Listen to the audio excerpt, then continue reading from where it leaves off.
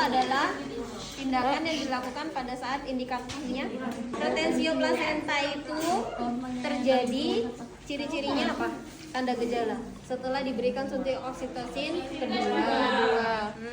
Plasenta tetap tidak lahir ya. Kalau retensio plasenta ada derajatnya. Plasenta itu derajatnya ada yang akreta, perkreta, Inkreta. Nah, retensio plasenta yang tidak boleh dilakukan manual. Plasenta sampai ke setengah apa tadi otot. Itu yang apa? Akreta. Seluruh otot. Belakang otot. Kalau perkreta sampai organ lain. Plasenta itu nempelnya di desi 2. Rahim segini ya. Desi 2 itu setengahnya. Jadi kalau akreta itu dia tembus sampai ke sana. Tanda-tandanya itu biasanya perdarahan. Tanda-tanda pelepasan plasenta adalah semburan darah. Ketika tidak ada semburan darah atau semburan darahnya sedikit, berarti itu tanda-tanda kalau dia mengalami akreta, inkreta, perkreta. Meskipun dia sudah uterus globuler lah, kemudian tali pusat bertambah panjang setelah 2 kali pemberian oksitosin kok tidak lahir, tetap tidak boleh dilakukan manual karena tidak ada semburan darah. Dinding desi 2-nya ibunya itu tidak kaya nutrisi. Itulah kenapa kita sebelum hamil harus konsumsi FA. Jadi intinya jonjot ini dia akan berusaha mencari di mana tempat yang paling banyak nutrisinya, subur dan perdarahannya, mestinya peredaran darahnya bagus gitu. Ketika dia tidak menemukan tempat yang bagus di fundus, kalian kenal sama placenta previa, dia akan menyari ke SBR, ke bawah, mendekati serviks, karena di serviks itu banyak pembuluh darah. Ketika dia tetap di fundus, tapi di desi 2, dinding persiapan kehamilan itu tidak terlalu tebal, misalnya kurang nutrisi, ternyata HB anemia ibunya, aneminya lumayan, dia pasti akan berusaha lebih dalam lagi. Ibarat tanaman, dia akan berusaha mencari air akarnya, maka dia akan semakin dalam. Selain itu juga karena hormon di dalam rahim, ini kapomuteri ya, kayak gini, dia akan melekat di fundus, itu yang fisiologis fundus, entah ante atau poste, ya kan, entah depan atau belakang, pokoknya dia di fundus normal itu. Jadi sebenarnya pada kasus nyatanya teman-teman itu sudah dalam posisi nolong bayi, ya kan. Manual plasenta itu terjadi, udah dikeringkan bayinya, kemudian dicek ada bayi kedua atau tidak ada, terlihat semburan darah, maka lakukan suntik oksitosin, DTT, EPTT, ya kan, dorsal kranial 15 menit nggak ada, suntik lagi, ya kan. Yang PTT dorsokranial 15 menit nggak ada, otomatis itu posisinya sudah pakai terus parteset sudah dibuka. Pertama udah ketahuan nih, 15 menit setelah pemberian oksitosin kedua, ibu ini plasentanya nggak lahir ya, nanti saya rogoh.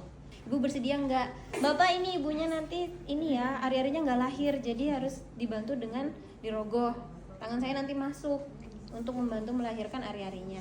Iya Bu Bidan, ambil RL, pasang, infus ya, dengan 20 international unit, 20 tetes per menit. Berarti dimasukkan 2 ampul, ya kan, 20 international unit. Udah di drip.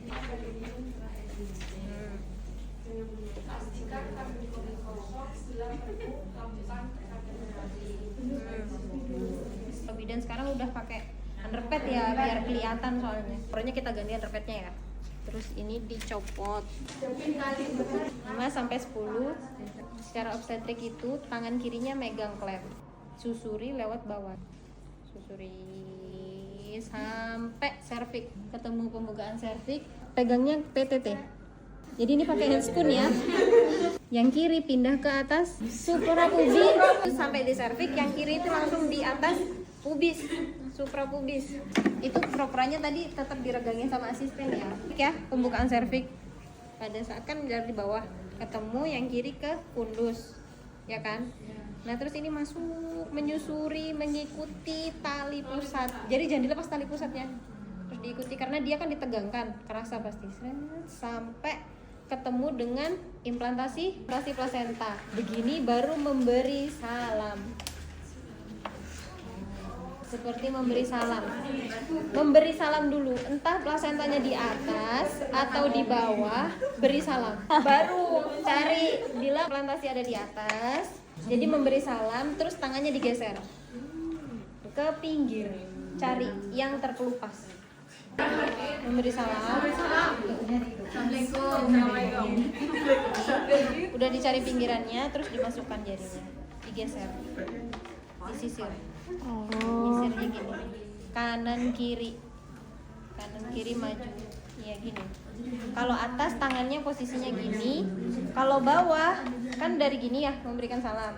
Habis itu cari pinggiran terlepas, kobra.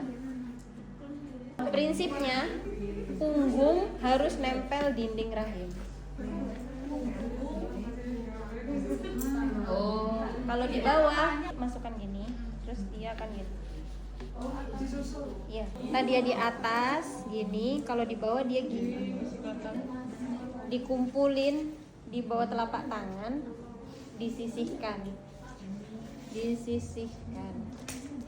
Terus kalian eksplorasi. Ada nggak sisa-sisa selaput atau sisa-sisa kotiledon yang tertinggal? Sudah semua dirasa bersih, baru dipegang. Jadi tadi kan waktu eksplorasi lain-lain kan dia difundus. Begitu di tangan kanan megang, sudah eksplorasi kan dipegang lagi plasentanya. Itu kan berada di serviks ya, di mulut serviks bagian dalam ya. Yang kiri langsung pindah ke sini dulu, baru mengeluarkan. Ya, minta asisten untuk meregangkan tali pusat kranial. Oke? Udah, langsung masase 15 kali dalam 15 kali dalam 15 menit sesuai dengan jarum jam. Searah jarum jam. Udah 15 kali kontraksi baik, baru kalau di saya itu ada pemberian suppositoria dulu, obat penghilang nyeri. Jadi waktu ACC dari pasien langsung dikasih bersihkan dulu suppositoria, cek kandung kemih kosong baru.